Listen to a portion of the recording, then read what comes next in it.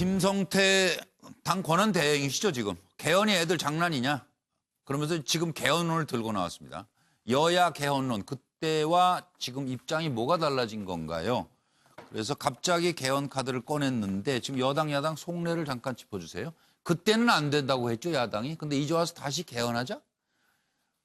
개헌안을 대통령 발의로 국민에게 한 약속을 지키겠다 이렇게 만들었는데 야당에서는 김성태 의원이 개헌이 애들 장난이냐, 김관영 의원은 개헌, 정쟁 도구 활용, 개헌안 철회해야 이랬습니다.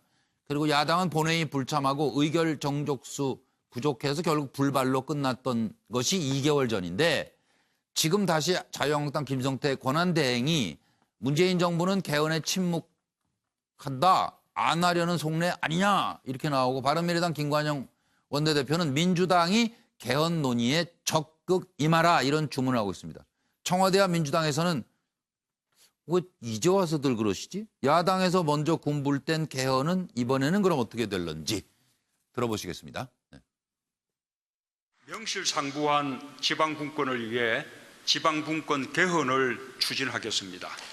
자치법권, 자치행정권, 자치재정권, 자치복지권의 4대 지방자치권을 헌법화하겠습니다. 저는 과거 대선 기간 때부터 대통령 사념 중임제가 가장 바람직한 어떤 방안이라고 생각한다는 것은 2월 말 정도까지는 개헌안에 대한 합의가 이루어져야 되지 않을까 생각하고요. 분권 개헌이라는 가면을 쓰고 뒤로는 사회주의 국가를 만들려는 의도에 놀라움을 금치 않을 수 없습니다.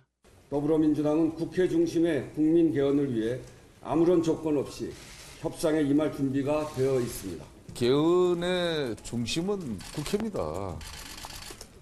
대통령 개헌 발의는 어떻게 보면 대의민주주의를 실종시키는 아주 위험한 행위예요.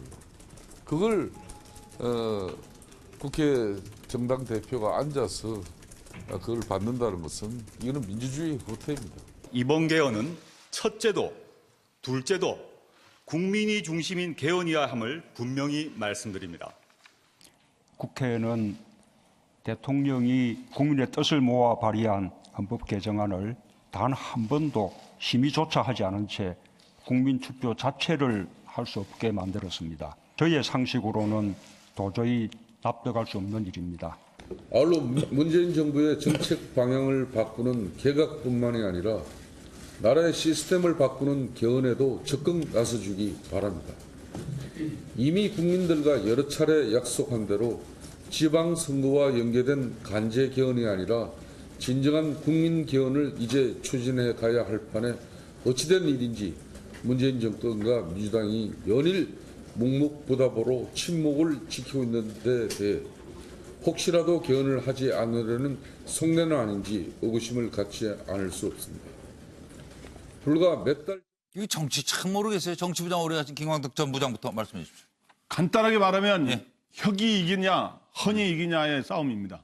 아, 개혁 연대 만들려고 하니까. 여당이 요즘에 이제 개혁 입법 연대라 그래서 다른 제3당 세력들을 끌어서 이렇게 만들려고 하는 움직임을 제적의원 보니까 5분에서 한 180석 확보를 위해서. 예. 그러니까 이제 한국당에서는 개헌 연대라면 또 다른 야당을 끌어들일 수가 있거든요. 바른미래당 뭐 끌어들이려고 개자가 한다. 똑같으니까 혁하고 헌. 일이 모이자. 여기서 어느 쪽에 더 세력을 확보하면서 이기느냐 하는 싸움이다. 이렇게 보입니다. 개헌의 진정한 뜻이 있는 게 아니고. 최진영 변호사님. 비슷한데요. 예. 진보 개혁 입법 연대이냐 아니면은 보수 개헌 연대이냐인데 이것뿐만 합니다. 플러스 알파가 있습니다. 지금 선거구 개편을 같이 들고 나왔거든요. 맞아요. 그럴 경우에는 진보당을 비롯해서 이 보수 좀 더 진보 진영까지도 끌어올 수 있는 견인할 수 있는 이 가름대가 되기 때문에 나름대로 어떻게 보면 김성태 원내대표의 나름의 신의 한 수가 아닌가 싶은데 그것을 떠나서 누가 유리 분리를 떠나서 개헌은 문재인 대통령도 꼭 해야 된다고 하시는 말씀이 아닌가 싶습니다. 예. 노영희 변호사님.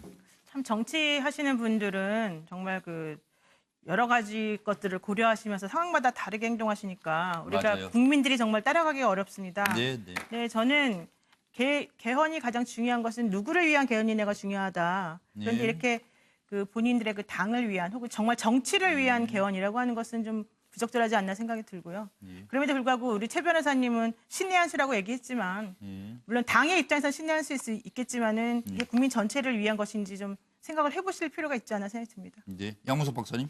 예, 뭐 신의 한 수가 아니고 그 헌신 한 클레 같은 그런 느낌을 또 받을 수밖에 없는 게 현실이고요. 예. 오히려 지금 시점에 있어서 그 김광국 부장 말씀하셨던 내용도 상당히 의미가 있지만 실제 지금 야당 입장에서 자유한국당 입장에서는 내부 분란을 어떻게든 좀 더 초점을 흐리고 관심을 갖다가 딴 데로 돌리면서 예. 수습할 시간이 필요하다라는 거거든요. 네, 예. 그 시간을 벌기 위해서는 외부의 적을 만드는데 예. 사실상 민주당 입장에서도 개헌 논의를 안 할 이유가 없는 상황이고 예. 오히려 이제 개헌 논의를 그 자유한국당 김성태 원내대표가 던지면서 예. 아주 불쾌한 거죠. 네. 그래서 그 민주당이 침묵하는 게 아니고 김성태 원내대표가 던진 아젠다의 그 정치적 속내가 불쾌하다라는 표시를 하는 겁니다. 제가 정 기자, 한마디 양 하기 박사님 위해서 의견에 저도 동의합니다. 뭐 아주 그거 동의한 거로 됐고 예. 최 변호사는 아까 그 신의 한 수가 아니고 헌신이라고 했는데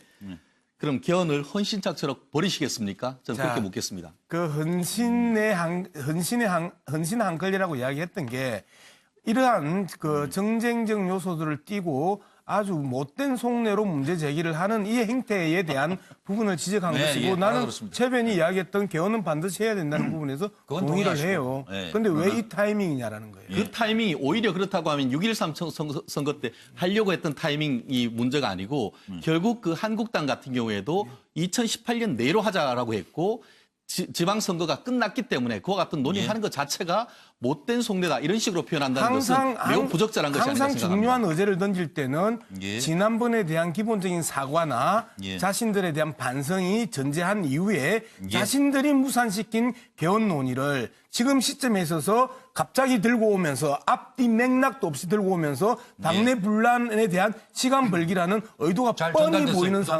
상황에서 던졌기 때문에 이 부분들이 국민들을 지금 데리고 노나 장난치냐 이 비난들이 나올 수밖에 없는 그 거예요. 부분은 그 싸우지 진영에 따라서 마세요. 생각이 완전히 다를 수가 있습니다. 오히려 지난 그 6.13 그 지방선거 때 개헌안을 남겨두고 또 특히 다른 것도 아니고 청와대가 개헌안을 그와 같이 하려고 했던 그 부분에 대해서는 완전히 다른 생각을 가진 분도 없지 않다는 그 말씀 꼭 드리고 싶습니다. 자 거기까지 제가 강제로 고만할게요. 여기는 참여 기자님. 사회자님 얘기를 안 들어도 다음에 또 꼭 출연하더라고요.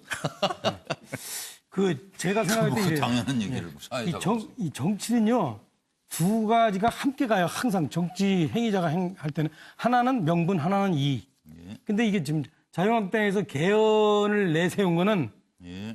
분명히 여기서 말씀하신 대로 한국당의 이익을 노린 측면이 있어요. 지금 아니, 그건 뭐 그죠? 인정할 어떤 수도 전국을 있고. 좀 예, 주도하려는.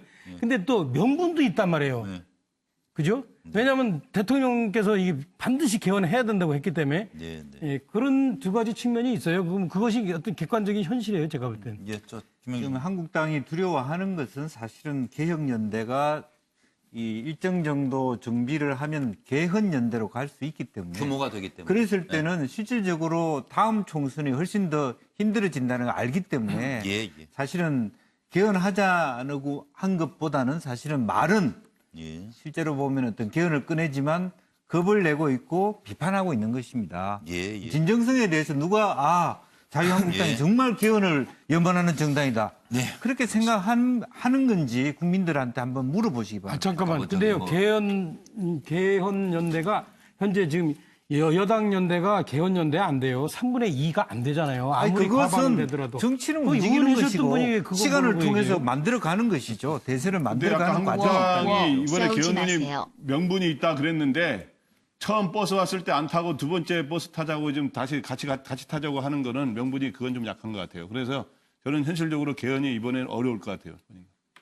아까 누가 국민 따라가기 힘들다고 말씀하셨죠? 패널 네. 중에. 노변. 노변에서 얘기하셨어요?